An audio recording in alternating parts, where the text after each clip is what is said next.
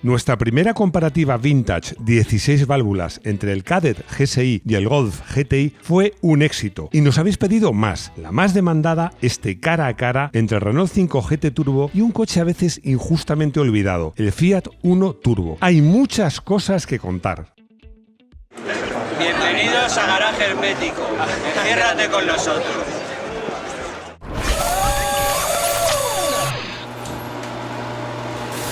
Me voy a echar unas flores porque estamos en confianza, ¿o no? Pues claro, échate flores, ya que nadie de la... ¿Ah? ¿Nadie me las va a echar o qué? Claro. Bueno, aquí tengo la revista en la que se publicó la primera prueba a fondo del Renault 5 GT Turbo que se hizo en España, que la hice yo. Y la conclusión es premonitoria, porque fijaros, la conclusión es llamado a ser un clásico. Bueno, estarás conmigo, Rodrigo, que esta vez fui premonitorio, ¿o no? Lamentablemente, esta vez tengo que darte la razón. Tanto el Fiat como el Renault son hoy día dos coches muy comprables como clásicos usables en el día a día. Pero para comprar un coche usado, lo ideal sería tener su historial. Pues os traigo una buena noticia, la mejor inversión que podéis hacer. Tenemos un nuevo patrocinador, Car Vertical, que por un precio irrisorio, claramente menos de 20 euros, te proporciona de forma inmediata un informe muy detallado del historial del coche. Y si pides 3 informes, cada uno te cuesta menos de 10 euros. Confieso que me he quedado sorprendido de los informes que te proporcionan. Lugar y fecha de fabricación, mantenimiento, si ha sido usado como taxi o vehículo de alquiler, autoescuela o policía, si ha sido robado en algún momento o si se ha visto implicado en accidentes. Y hay más. Car Vertical te ofrece una evolución de su kilometraje, de forma que si se ha manipulado el cuenta kilómetros es fácil detectarlo. Y como colofón te ofrece datos sobre el precio en el mercado de ese coche y modelo. Lo confieso, me ha parecido algo mágico y una herramienta muy práctica. Es más, diría, imprescindible. En el texto descriptivo tienes un enlace y puedes utilizar el código promocional Garaje Hermético.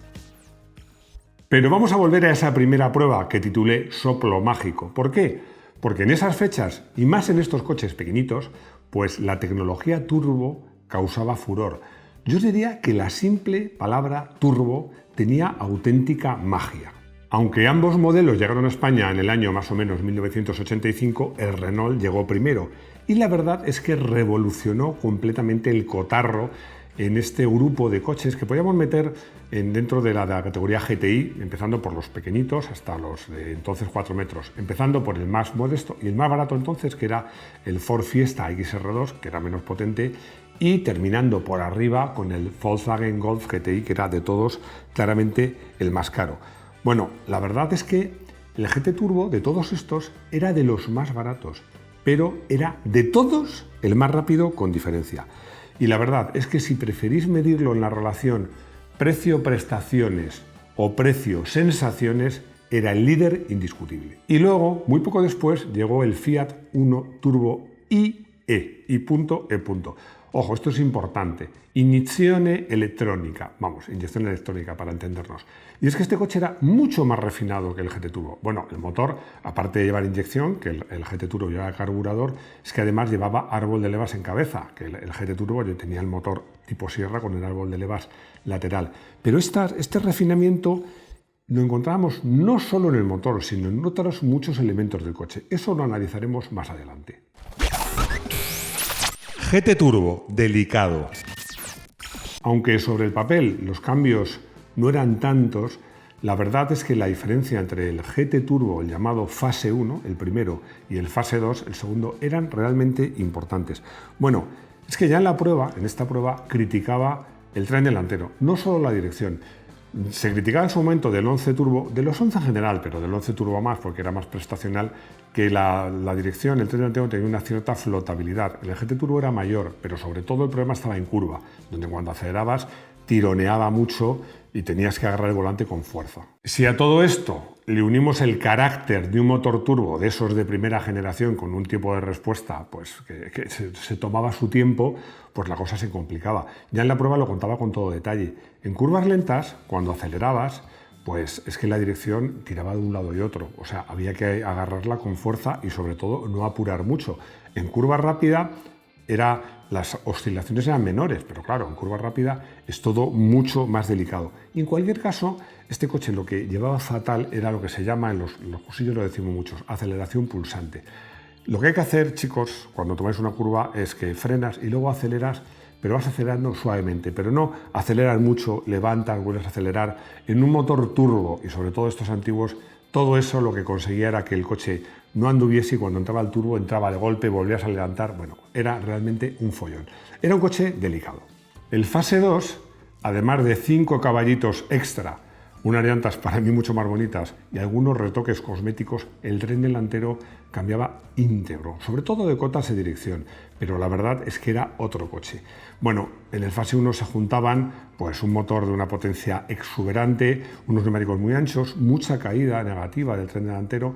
La verdad es que yo, lo digo siempre, si vais a comprar un GT Turbo, yo creo que si encontráis un Fase 2 merece la pena, aunque cueste un poco más. En cuanto al cambio, sin ser una maravilla, cumplía muy bien, porque era preciso y razonablemente rápido, y los frenos cumplían con nota, ayudado porque el coche corría mucho, pero era ligero. Y bueno, pues en el interior, pues ¿qué queréis que os diga? La verdad es que tiene su gracia, pero ojo, no deja de ser pues el interior de un R5, que es un coche utilitario. Los asientos tenían un aspecto así medio bueno, pero ni por configuración no sujetaban mucho, ni por calidad de tapicería eran nada de otro mundo. Y el salpicadero, hombre, sin ser un salpicadero triste, pero se notaba que los materiales eran de calidad de coche utilitario, que en el fondo es lo que era. Uno turbo, refinado. Ya hemos hablado de cómo era el motor del Fiat Uno Turbo IE, pero no de cómo iba. Pero fijaos, yo creo que en esto una imagen vale más que 1000 palabras, porque tenemos aquí las curvas de potencia, que por cierto las hice yo en su momento. Bueno, lo vais a ver en la curva de potencia. Vais a ver cómo el Renault 5 GT Turbo en el entorno de las 3000 vueltas, bueno, la curva de potencia no es curva, es que es recta, es que sube para arriba, pero en vertical, mientras que en el Fiat Uno Turbo también tiene su carácter, pero es mucho más suave. Pero esto sobre todo lo vais a ver en la curva de par, porque es que un poco antes de las 3000 vueltas, el Renault 5 Turbo tenía una verdadera coz. Es que ahí entraba el turbo a lo bestia y llegaba al par de golpe. Si os fijáis en la curva del Fiat Uno Turbo, además de que, bueno, tenía 10 caballos menos, sobre todo es que la entrega, la respuesta del motor era mucho más suave y mucho más progresiva. Ese mayor refinamiento no se quedaba tan solo en el motor. Por ejemplo, en el interior, es que el Fiat Uno Turbo pues tenía pinta de un coche de más categoría. El salpicadero, bueno, a mí me parece más bonito. En el fondo es más simple, pero me parece más elegante. Pero el material, además, como almohadilladito, la sensación de calidad percibida claramente era mejor. Un detalle muy chorra, que por cierto compartía con el 205 GTI, la tapicería roja. Os parecerá una chorrada, pero en ese momento entrar en un coche así deportivo, ver toda la tapicería, perdón, no la tapicería, quiero decir la moqueta roja, pues daba una sensación de coche como guay, como premium. Incluso los asientos, para mí, no eran mucho mejores a nivel de sujeción, pero la calidad de los asientos y de la tapicería claramente era mejor que la del GT Turbo. Su comportamiento también era un poco más tranquilo, más reposado. La verdad es que era un coche probablemente menos eficaz, más subvirador, pero más fácil de llevar.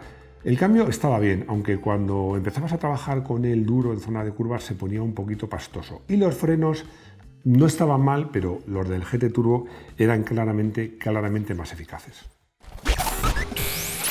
¿Deportivo o Gran Turismo?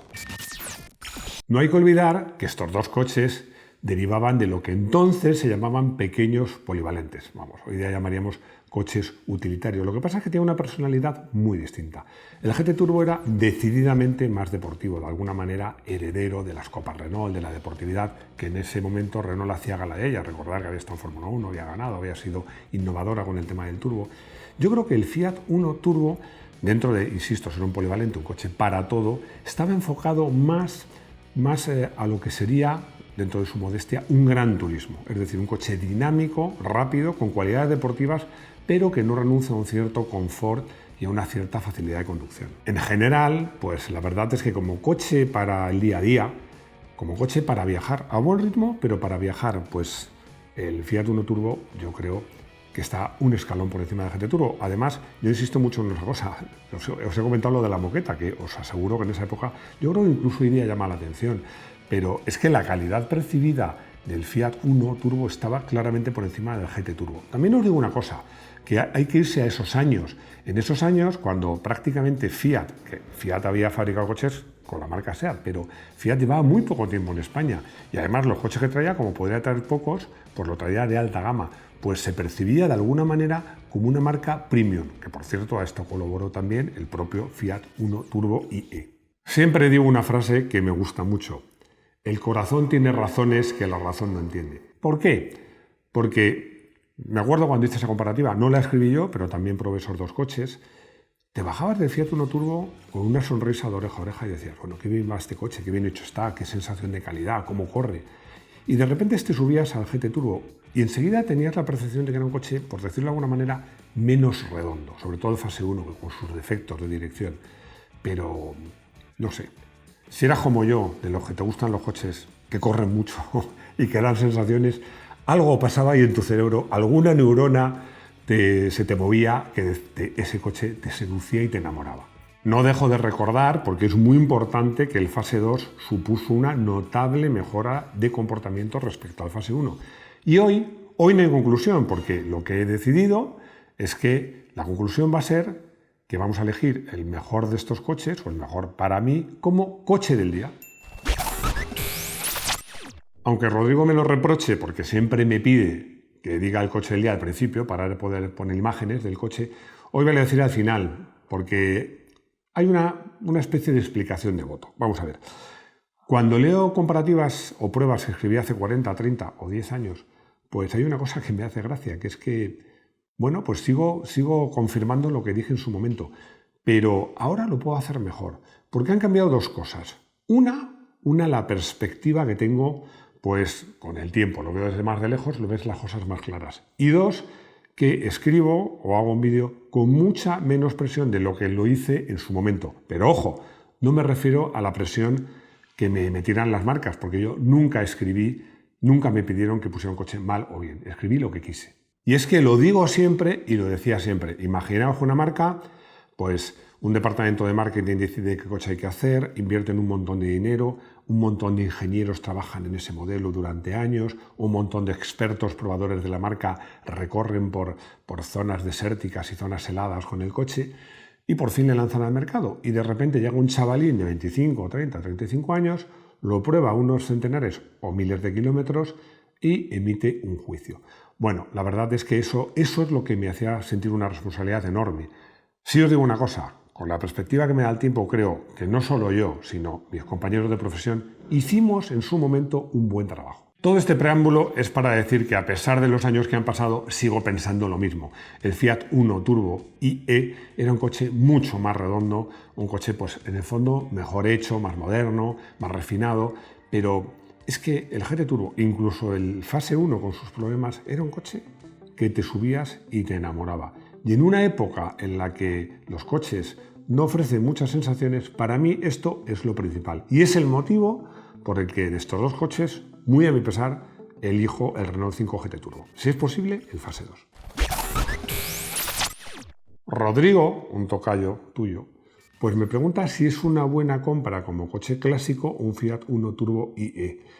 Lo digo siempre, no es una buena idea, es una muy buena idea. Busco una unidad que esté en buen estado, pero como acabas de ver, pues lo he dicho, es un coche que a mí me parece injustamente olvidado y que es un coche fantástico y que merece la pena conservar. Martín me hace una pregunta que me la han hecho muchas veces, si es posible convertir un fase 1 en un fase 2. Posible es, complicado y caro también, porque cambian muchas cosas, incluso las manguetas del coche. De hecho, yo conozco a gente que teniendo un fase 1 ha buscado un desguace, un fase 2, con un golpe, por ejemplo, por detrás, y directamente ha cambiado en íntegro el tren delantero. No es sencillo, es posible, pero como te digo, es caro y complicado. Y ahora llegamos al apartado de consejos, porque ¿sabes quién, dónde y cuándo se inventó el safety car, que ahora es tan habitual en la Fórmula 1, por ejemplo? Bueno, pues eso Luis Alberto Izquierdo nos lo cuenta en un reportaje que podéis encontrar en nuestra web. También os recuerdo que tenemos un área de socios, un área de miembros, que vale 0,99 € al mes, donde Por ejemplo, hago cosas tan particulares como el único vídeo que he hecho en Garaje Hermético que no habla de coches. Lo he titulado Crónica de mi despido, una muerte anunciada. La verdad es que me lo pedisteis vosotros, los miembros, y lo hice. Y luego, si os gustan las motos, pues ¿sabes por qué no hay motos con turbo, pero podría volver a verlas? Hubo motos con turbo muy peligrosas, se dejaron de fabricar y ahora las debería haber porque la tecnología lo permite, pero probablemente no las haya. Eso lo contamos en un vídeo que podéis encontrar en el canal de Moto1 Pro, junto con otros muchos vídeos muy interesantes. Y nada más, si habéis llegado hasta aquí, muchas gracias por seguirnos, muchas gracias por ver estos vídeos hasta el final y lo que os digo siempre, espero veros de nuevo en nuestro Garaje Hermético. ¡Hasta pronto!